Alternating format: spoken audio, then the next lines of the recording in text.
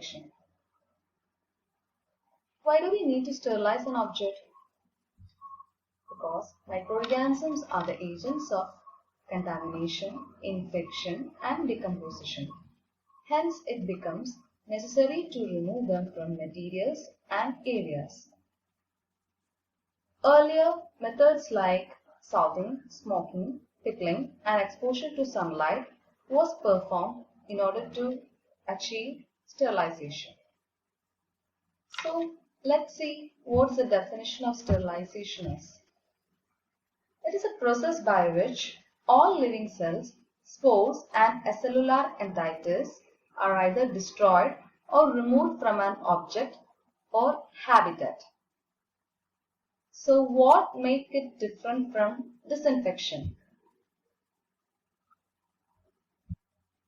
Disinfection means reducing the number of pathogenic microorganisms to the point where they no longer cause diseases. And disinfectants are agents, usually chemical, used to carry out disinfection. Let's also check into certain terms related to this topic. Sepsis. It comes from the Greek word meaning decay, and it indicates bacterial contamination. Asepsis. It means absence of significant contamination. Aseptic techniques are used to prevent contamination of surgical instruments, medical personnel, and the patient during surgery. Aseptic techniques are also used to prevent bacterial contamination in food industry. Now, what's bacteriostatic agent? An agent that inhibits the growth of bacteria but does not kill them is termed as bacteriostatic agent. And the substances that kill organisms often have the suffix "cide", which means in Latin to kill. So bactericide means the agent that kills bacteria, and sporicide means the agent that kills spores, and fungicide means the agent that kills fungus. Let's check into the methods of sterilization. It's broadly divided into three: physical methods, chemical methods, and mechanical methods. Under physical methods, there are heat and radiation, and under heat there is dry heat sterilization and moist heat sterilization, and radiation consists of UV light and ionizing radiation, and there are chemical methods, and there are mechanical methods that include filtration. Chemical agents are again divided into gaseous and liquid form, and mechanical methods include air and liquid filtration. Let's check in detail with the physical methods of sterilization. In that, sterilization by dry heat. Many objects are best sterilized in the absence of water by dry heat sterilization. So first let's talk about hot air oven. It kills by oxidative effect. The oven utilizes dry heat to sterilize articles and is operated between 50 degrees Celsius to 300 degrees Celsius. A holding period of 160 degrees Celsius for 1 hour is desirable for hot air oven. And for temperature control, there is thermostat. And the double-walled insulation keeps the heat in and conserves energy. Hot air oven is used to sterilize forceps, scissors, scalps, swabs, and also pharmaceutical products like liquid paraffin, dusting powder, fats, grease. Next method coming under sterilization by dry heat is flaming or incineration. Inoculation loop or wire, the tips of forceps and spatulas can be held near the Bunsen flame till they are red hot. This is an excellent method for destroying materials such as contaminated flour, animal carcasses, and pathological materials. Next method under physical agents is moist heat sterilization. Moist heat sterilization kill microorganisms by coagulating their proteins. Moist heat readily kills viruses, bacteria, and fungi. It is thought to kill by degrading nucleic acids and by denaturing enzymes and other essential proteins. Moist heat sterilization is carried out with following methods. First one is temperature below 100 degrees Celsius. It involves methods like pasteurization and inspissator. Then temperature at 100 degrees Celsius, that's boiling. And steam at atmospheric pressure. Use Koch or Arnold steamer. And steam under pressure, we use autoclave. The first one is pasteurization, which comes under temperature below 100 degrees Celsius. Pasteurization is a heat treatment process used widely in the dairy and food industries for microbial control and preservation of the food consumed usually at a temperature below 100 degrees Celsius. It involves the process of killing of pathogen in the milk but does not sterilize it. There are various methodologies that is involved in pasteurization process like Holder method, flash process, ultra high temperature. That is UHT treatment. So in Holder method or low temperature long time method, the milk is heated at 63 degrees Celsius for 30 minutes. And in flash process, it's otherwise known as high temperature short time process. The milk is heated at 72 degrees Celsius for 15 to 20 seconds, followed with a rapid cooling to 30 degrees Celsius. And in ultra high temperature, the food is the food is heated above 135 degrees Celsius with an exposure period of 1 or 2 seconds. And thus treated UHT milk will be having a shelf life of 6 to 9 months. Next method coming under temperature below 100 degrees Celsius is inspissator. In inspissator, it sterilizes by heating at 80 to 85 degrees Celsius for half an hour for 3 successive days.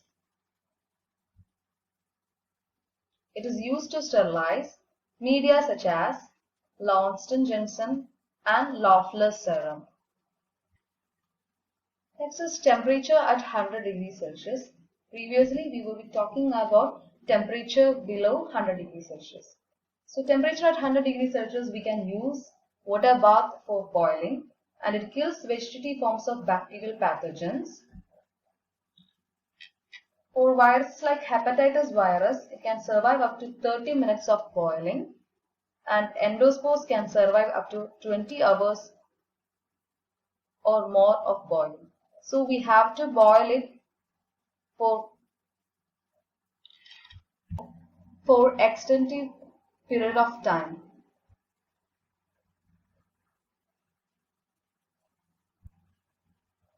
Next method coming under moist heat sterilization is steam at atmospheric pressure.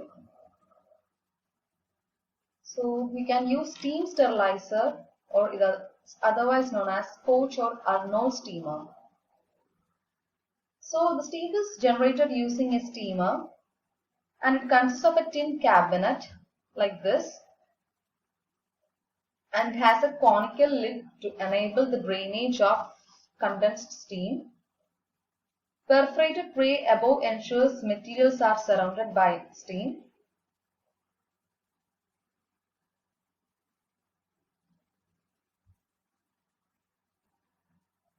For media containing gelatin, exposure of 100 degrees Celsius for 20 minutes for 3 successive days is used. And for routine sterilization, exposure of 90 minutes is used. And this whole process is termed as tyndallization or intermittent sterilization. Tyndallization was proposed by John Tyndall. This process involves boiling for a period, typically 20 minutes at 100 degrees Celsius. on each of several days. At each heating, the developed bacteria are destroyed, but the spores which are unaffected will germinate during the intervening periods and are subsequently destroyed. The 3 incubation periods are to allow heat-resistant spores surviving the previous boiling period to germinate to form the heat-sensitive vegetative stage, which will be killed by the next boiling step. Since it consists of 3 incubation periods and exposed it in an interval, it's termed as intermittent sterilization. The last method coming under moist heat sterilization is steam under pressure, that is using autoclave. And it's very important that work on the principle of steam under pressure. It's invented by Charles Chamberlain in 1879. Autoclave consists of a vertical or a horizontal cylinder, and one end has an opening which is meant for keeping materials to be sterilized. The lid is provided with a pressure gauge to measure the pressure. A safety valve is present to permit the escape of steam from the chamber. Articles to be sterilized are placed in the basket provided, and sterilization is carried out at 50 lbps pressure at 121 degrees Celsius for 15 minutes. The air in the chamber is evacuated and filled with saturated steam. The chamber is closed tightly. The steam keeps on filling into it and the pressure gradually increases. The items to be sterilized get completely surrounded by saturated steam, which on contact with the surface of material to be sterilized condenses to release its latent heat of condensation, and this also adds to already raised temperature of steam, so that eventually all the microorganisms in whatever form are killed.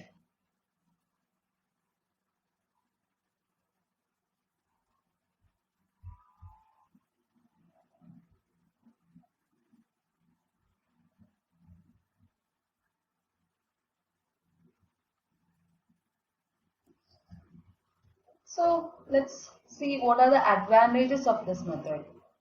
Here the temperature is greater than 100 degrees Celsius, therefore spores are killed. Condensation of steam generates extra heat, that is the latent heat of condensation that I earlier talked about. And this condensation also allows the steam to penetrate rapidly into porous materials. Once using autoclave, it's always necessary to monitor it. So there are physical, chemical and biological methods to monitor it. Talking about the physical method, we can use a thermocouple to measure accurately the temperature.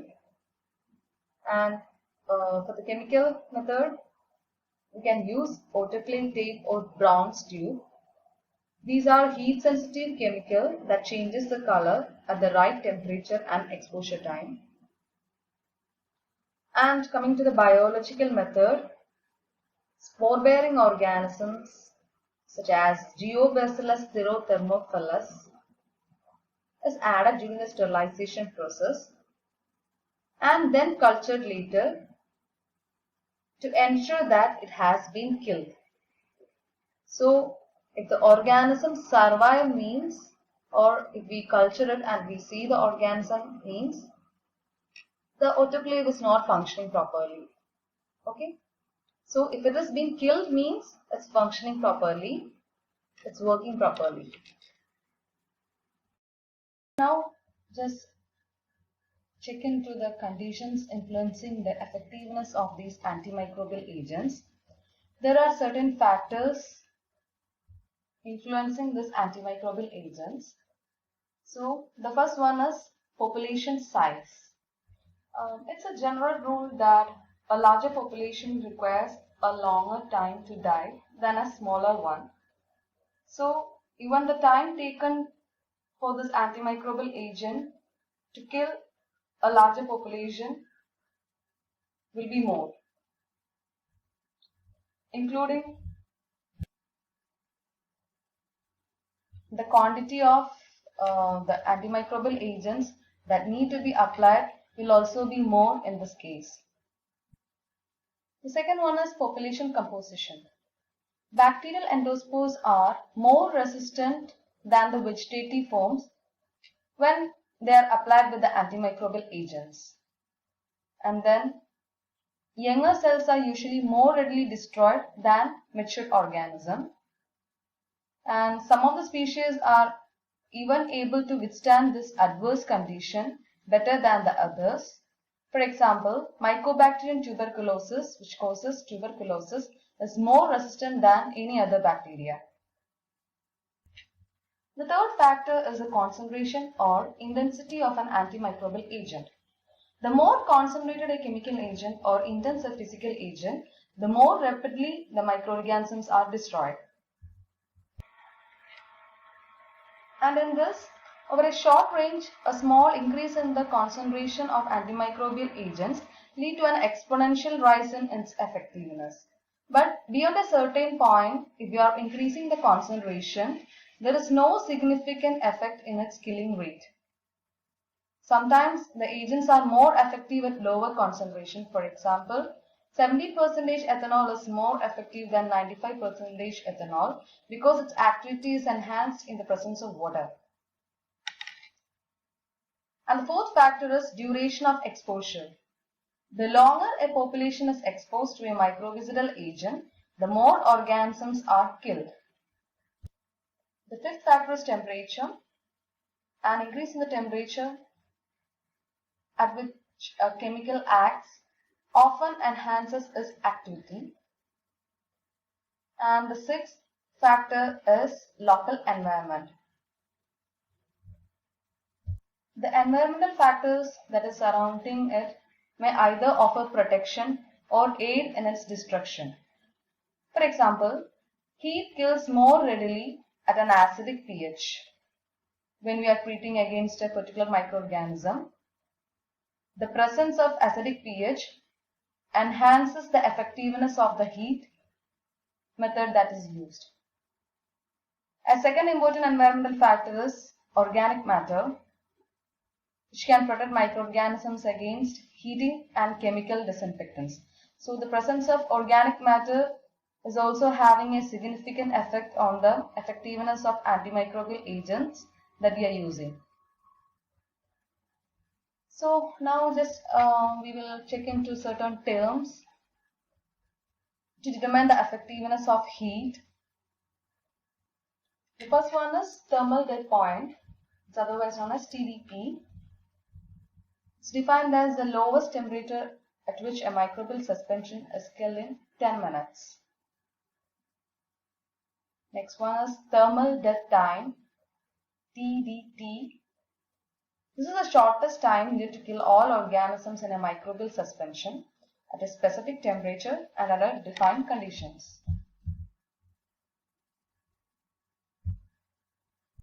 The third one is decimal reduction time or d-value.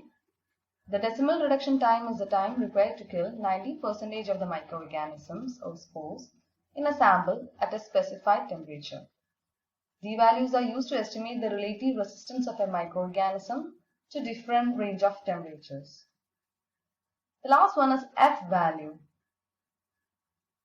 It is the time in minutes at a specific temperature, usually 121 degrees Celsius, needed to kill a population of cells or spores. We can also control or limit the growth of microorganism by keeping it at low temperature. By the use of freezers or refrigerators, we can inhibit their growth and reproduction. This approach is particularly important in food microbiology. It's a common practice to keep the food in refrigerators. Also, freezing items at -20 degrees Celsius or lower stops microbial growth because of the low temperature and the absence of liquid water.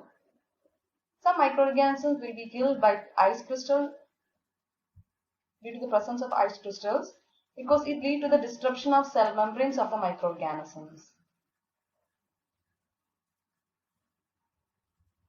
Freezing is a very good method for long-term storage of microbial samples when carried out properly, and many laboratories have a low temperature freezer for culture storage at -30 or -70 degrees Celsius. Refrigeration greatly slows microbial growth and reproduction, but it does not halt it completely.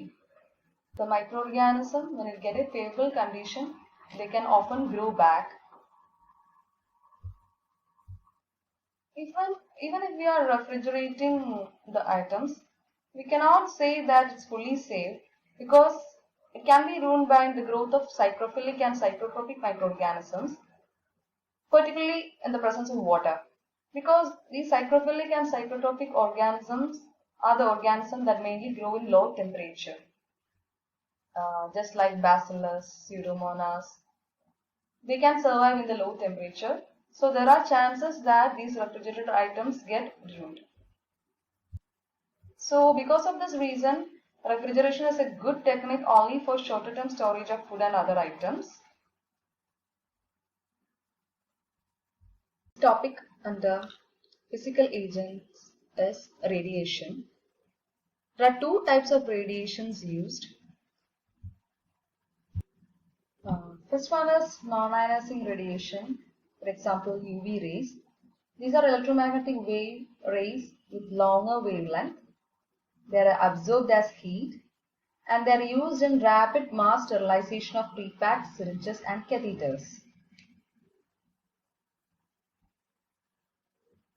The UV radiation around 260 nanometer is quite lethal, but it does not penetrate glass, dirt films, water and other substances very effectively. UV lamps are sometimes placed on the ceilings of rooms or in biological safety cabinets to sterilize the air and any exposed surfaces.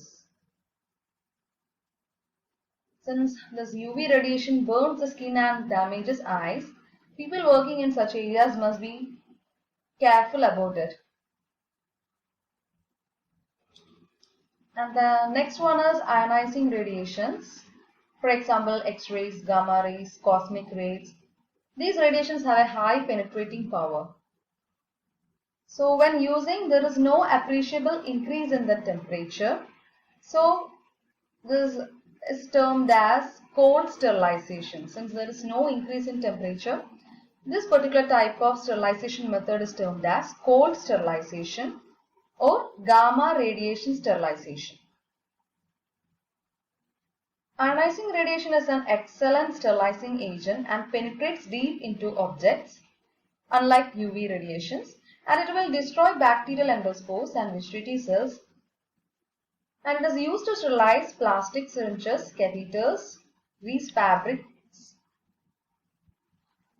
There comes the end to the physical methods of sterilization. Now let's see the mechanical method of sterilization, that's filtration. Filtration helps to remove bacteria from heat labile liquids such as serum, and solutions of sugar, antibiotics. Rather than directly destroying contaminating microorganisms, the filter simply removes them. There are two types of filters mainly. They are depth filters and membrane filters. These depth filters consist of fibrous or granular materials that have been bonded onto a thick layer filled with twisting channels of small diameter.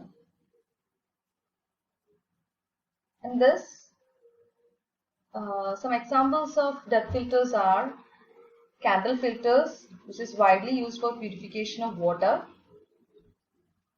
And in that there are two types. The unclay ceramic filter and the diatomaceous earth filters.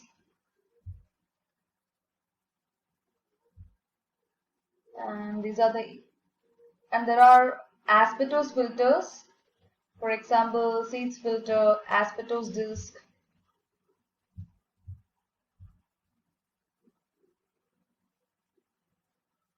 Asbestos filters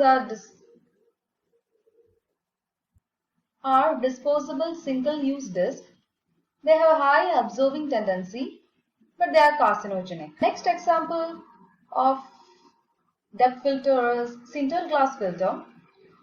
It is prepared by heat fusing powder glass particles of graded size. It can be cleaned easily, but it's expensive and brittle.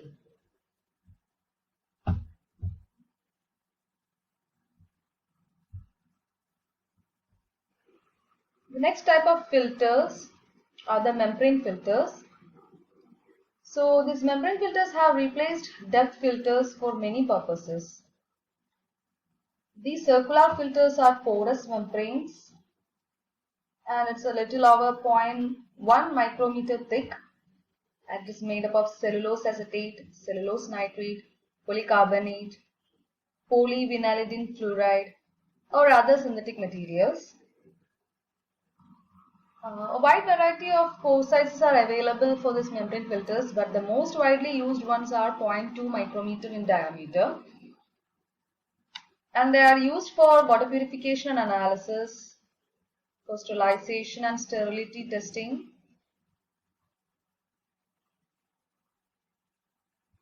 Besides liquid, air can also be sterilized by filtration.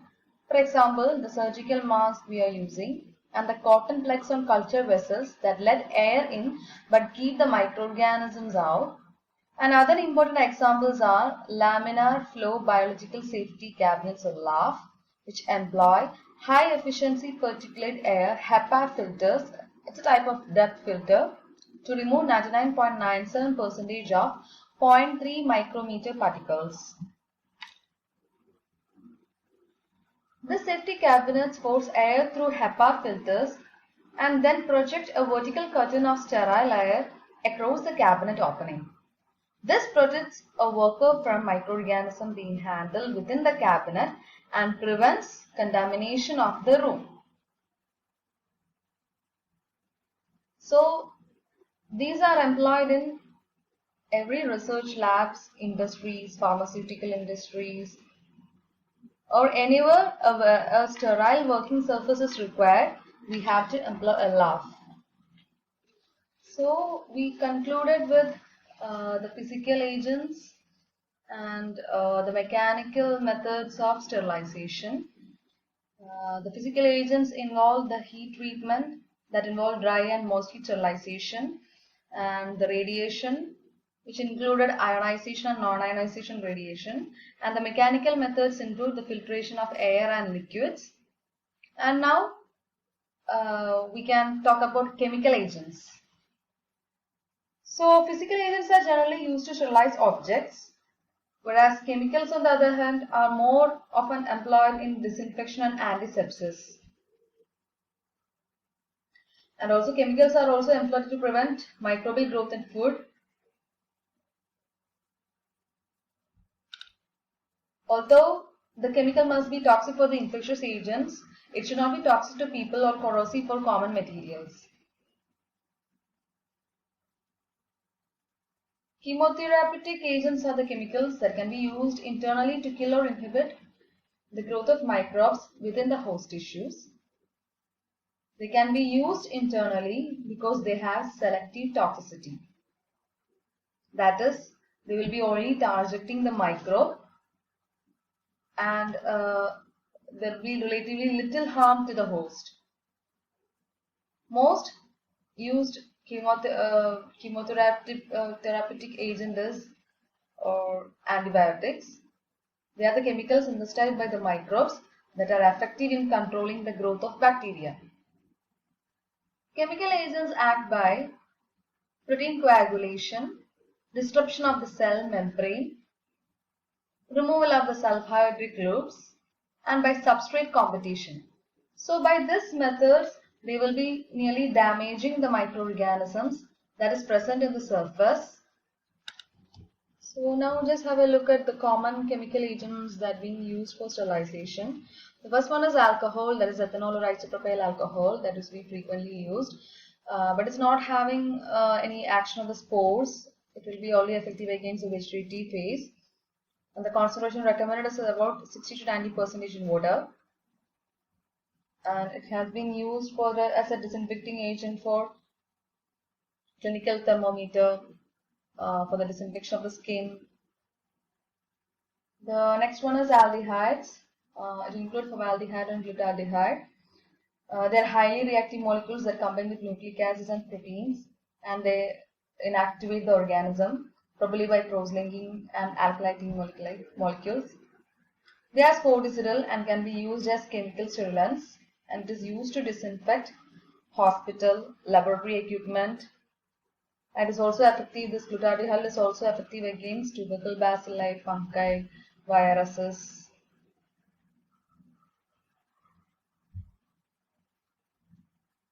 The other one is halogens. In this, iodine is the main halogen that is used as a sterilizing agent, especially as a skin disinfectant. It's actively bactericidal, that is, it will kill the bacteria. Cidal means to kill. And the other halogen that is being used is a chlorine and its components. We know that it is being frequently used in swimming pools and other water supplies. And the next important one is the phenols or phenolics. Phenol was the first widely used antiseptic and disinfectant. It's obtained from distillation of coal tar, and they are powerful microbicidal agent and being widely used as a disinfectant for various purposes in hospital, for example Lysol and Cresol. But they have a disagreeable odor and can cause skin irritations.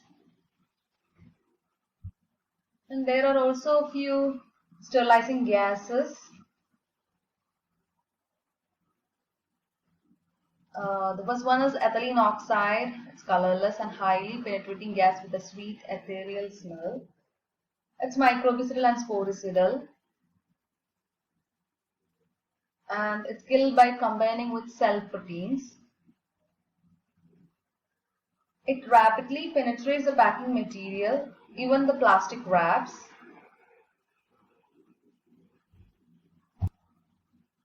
But it is having a toxic effect. The extensive use is not promoted much, and its uses are used for sterilizing heart-lung machines, respirators, dental equipments, books and clothings, glass, metal and paper surfaces. These all things can be sterilized using ethylene oxide. The next sterilizing gas is beta-propionolactone or BPL. It is also occasionally employed as a sterilizing gas. In liquid form, it is used to sterilize vaccines and serum. It's also used in fumigation and has a rapid biocidal activity. It's very effective against viruses. And it also destroys microorganisms more rapidly than the ethylene oxide.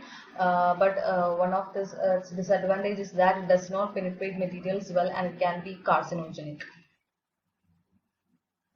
And we can also use quaternary ammonium compounds. These are detergents that have antimicrobial activity and are effective disinfectants. The cationic detergents like benzalgonium chloride and cetylpyridinium chloride, it will kill most bacteria, and it is used as a disinfectant for food utensils, small instruments, and in skin as a skin antiseptic. And their antimicrobial activity is the result of their ability to disrupt the microbial membranes, and they also denature the proteins that is present in the microorganisms. And finally, heavy metals such as mercury, silver, arsenic, zinc and copper, it is also used as germicides. It acts by coagulating proteins. In some hospitals, 1% silver nitrate solution has been added to the eyes of infants to prevent ophthalmic gonorrhea. And also copper sulfate is an effective algicide in lakes and swimming pools. It can prevent algae formation when we are using copper sulfate. So that comes to the end of the topic. So in this session we discussed about the various methods of sterilization. that included physical, mechanical and chemical methods. Physical methods mainly included heat and radiation, and in heat it included dry heat sterilization and moist heat sterilization. In dry heat we talked about incineration and dry oven, and in moist heat sterilization we talked about steam under pressure, boiling water, pasteurization, tintelization, and it also involved radiation, that is ionizing and non-ionizing radiations. And then we came to the mechanical methods of such as filtration of air and liquid, and finally we concluded with the chemical agents.